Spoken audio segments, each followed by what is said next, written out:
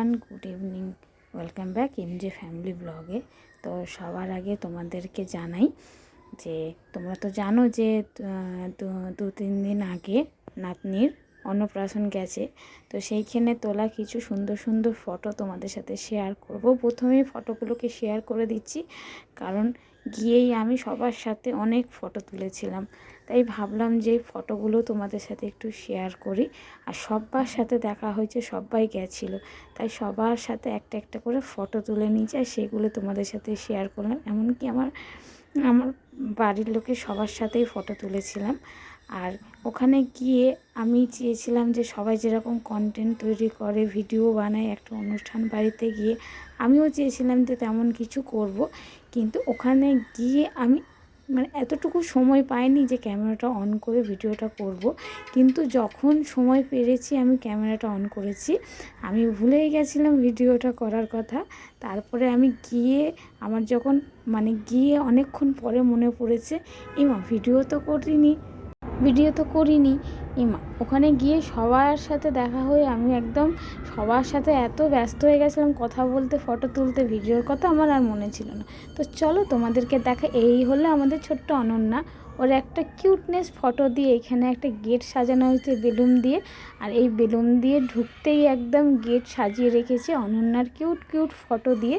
তো চলো তোমাদের এখন দেখাই। তো যেই লজ ভাড়া করে হয়েছিল, এই জায়গাটাকে দুর্গা মণ্ডপ বলে।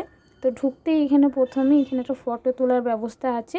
তারপরে সোজা চলে গেলাম ডান দিকে গিয়ে এইখানে হচ্ছে হলঘর। এইখানে সব রকম ব্যবস্থা আছে। আমার ঢুকতে ডান দিকে হচ্ছে তোমার যত স্টল বসেছে, পকোড়া, তারপরে আইসক্রিম, ফুচকা, যে যেরকম খাবে। আর আমি এসে দেখতো অবাক, সবাই চলে এসছে মোটামুটি। আমি ভাবছি যে আমি হয়তো লাস্টে আসলাম, কিন্তু আমি যখন এসেছি তখন 8:30টাও বাজিনি। তখন আমি এসেছি, আমার আশেপাশে যারা থাকে তারা চলে এসছে। আর এই দেখো ভাগ্নিকে কত সুন্দর লাগছে। আর এই যে আমাদের কিউট অনন্যা ঘুমিয়ে পড়েছে। আর ঘুমার ঘরে আমি একটু ভিডিও করছি বলে ওর দিদুন কি বলছে যে আমার নাতনিকে শুধু করলে হবে, আমাকেও কর। তো দুজনকেই করলাম। ও আমাকে বলছে তুই এত কাছে থেকে এত দেরি করে আসলে।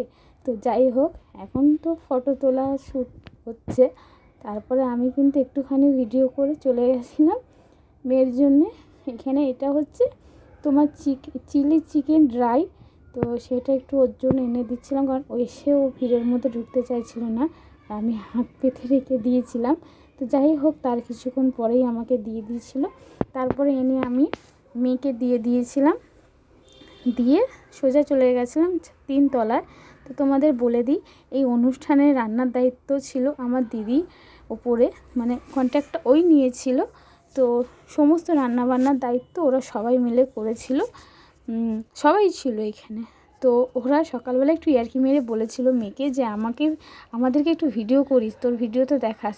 এখানে দেখো ফিশ ফিঙ্গারগুলো সব রেডি করে রেখেছে, প্রয়োজন মতো ওরা ভেজে ভেজে নিচে পাঠিয়ে দিচ্ছে। তো ভাবলাম যে একটু তোমাদের সাথেও শেয়ার করি। আর এখানে ওরা ভেজে ভেজে তুলছিল। তো তারপরে আমাকে ডাকলো খাওয়ার জন্য। তখন দাদাভাই বললো চলো, 9:30 পৌনে 10টা বাজে, এখন যদি না বসি দেরি হয়ে যাবে। তো চলে আসলাম। এই যে আমাদের ভাগনা, ওকে নিয়ে আমরা বসেছি। তোমার দাদাভাই বসেছে, ছেলে বসেছে, ভাগনা বসেছে, আমি বসেছি, আমার বান্ধবীও বসেছি। ওকে দেখায়নি, কারণ ও এমন জায়গায় বসেছে। আর সত্যি কথা, ওর দিকে ক্যামেরাটা ঘোরাতে আমি ভুলেও গেছি।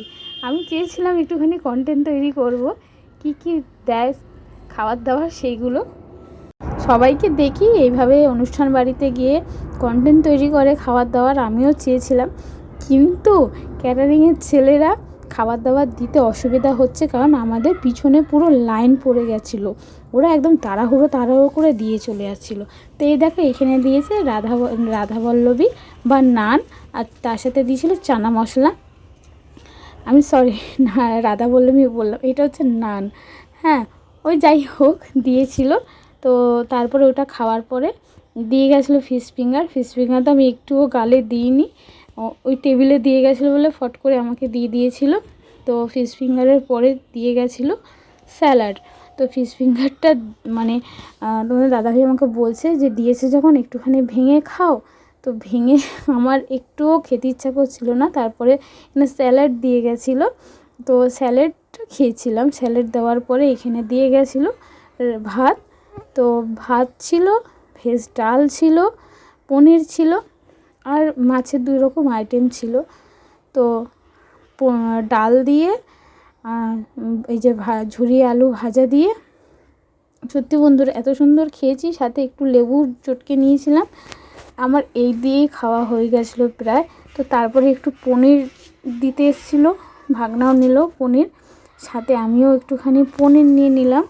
আর খাওয়া দাওয়া কিন্তু একদম মানে খাবারগুলো একদম অসাধারণ হয়েছিল, যার কোনো তুলনা হয় না।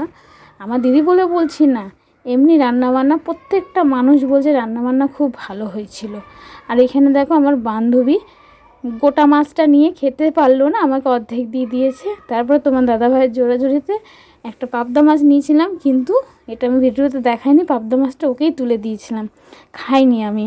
তো তারপরে চাটনি দিয়ে গেছিলো, আর চাটনি কিন্তু খেতে আমার দারুণ লাগে, সেই যেই চাটনি হয়ে থাকুক। অনুষ্ঠান বাড়ির চাটনির কোনো তুলনা হয় না, জানো তো। বিয়ের আগে যখন আমার দিদি এইসব অনুষ্ঠানের কোনো কাজ করতো আর জিনিস নিয়ে যেত, তখন আমি বলতাম আমাকে চাটনি দিবি। এই চাটনি পাঁপড় আর মিষ্টি দিয়ে গেছে। আমি কিন্তু এই লাস্টে চাটনি পাঁপড় মিষ্টিটা খুব তৃপ্তি করে খেয়েছিলাম। সাথে একটা, এটা কি মিষ্টি আমার তখন মনে পড়ছে না, তো যাই হোক এই মিষ্টিটাও দিয়ে গেছিলো। তো খাওয়া দাওয়া তো আমাদের কমপ্লিট, এবার বাড়ি যাওয়ার পালা। তো বন্ধুরা এখন বাজে দেখো 11:15 বাজে। তো এই সবে আমরা এখন ঘরে ঢুকেছি। তো ওইখানে গিয়ে ভালোই সবার সাথে দেখা হলো, অনেক দিন পর মানে অনেক দিন পর সবার সাথে দেখা হলো। সাধারণত যে কোনো অনুষ্ঠানে আমাদের এইখানে সবাই আসে, নাহলে তো এমনি কারোর সাথে দেখা হয় না। তো সবার সাথে দেখা হয়ে ভালোই লাগলো। আর আমি তো সবাইকে পেয়ে তো ভিডিও করা আমি ভুলেই গেছি। তো সবার সাথে একটু গল্প টল্প করলাম, ভিডিও তো করতেই হয় তাই একটু করলাম, আর সবার সাথে কথা বললাম। তো যাই হোক এখন 11:15 বাজে, আমরা বাড়ি চলে এসে, আর সবাই আজকে বহুত ক্লান্ত, কারণ সকাল থেকে সবাই দৌড়াদৌড়ি করছে। আর আমার তো মানে তাড়াতাড়ি করে রান্নাবান্না করে ওইখানে গিয়ে সমস্ত দিনের বেলা করতে হলো, তারপরে এসে একটু রেস্ট পাইনি, তারপর আবার ওইখানে দৌড়ালাম। তো যাই হোক সব নিয়ে আজকে ভিডিওটা কেমন লাগলো তোমরা কিন্তু অবশ্যই কমেন্টে জানিও। আর কিছু ফটো তোমাদের সাথে শেয়ার করব, তো সেইগুলো কেমন লাগলো কমেন্টে জানিও। তো চলো বন্ধুরা, এই অন্নপ্রাশনের ভিডিওটা যদি ভালো লেগে থাকে অবশ্যই একটা লাইক কমেন্ট আর শেয়ার করে চ্যানেলটি সাবস্ক্রাইব করে পাশে থেকো। তো গুড নাইট, তোমরা সবাই ভালো থেকো, সুস্থ থেকো, দেখা হবে নেক্সট ব্লগে।